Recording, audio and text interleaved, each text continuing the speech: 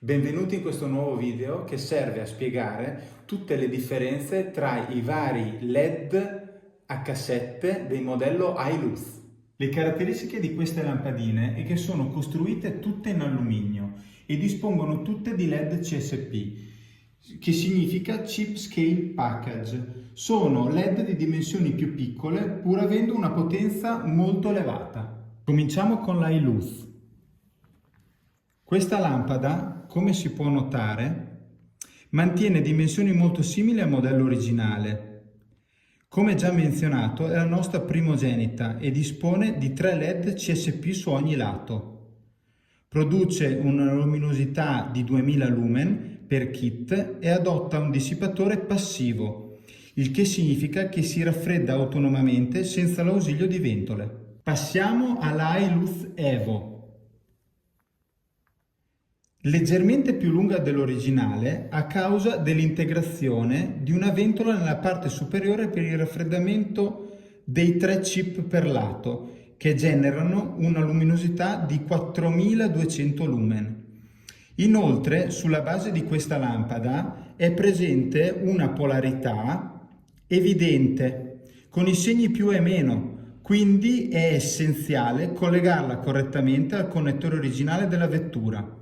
Questo dissipatore attivo in testa è necessario per gestire tutta la potenza generata.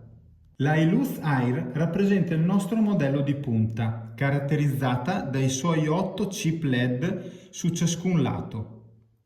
Nonostante le dimensioni simili al modello originale, questa lampada emette un impressionante flusso luminoso di 6000 lumen per kit.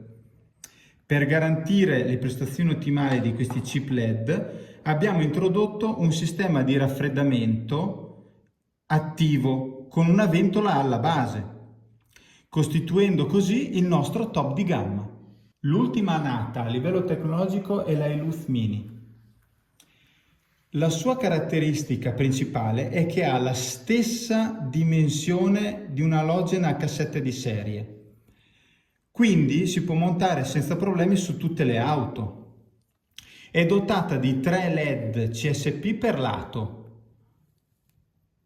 e il calore viene dissipato da una doppia anima in rame. Sviluppano 220 lumen per ogni kit. In tutte le versioni è presente il doppio attacco, quindi si possono montare sia nel fanale a parabola in maniera verticale, quindi col chip in verticale. Per il faro lenticolare invece va orientata in questo modo, in modo da poter orientare il chip verso l'alto e verso il basso, appunto perché il proiettore è costruito in maniera diversa. In più, con tutte queste tipologie riusciamo a soddisfare tutte le fasce di prezzo, partendo dalla più economica e salendo alla più costosa, ma anche la più performante.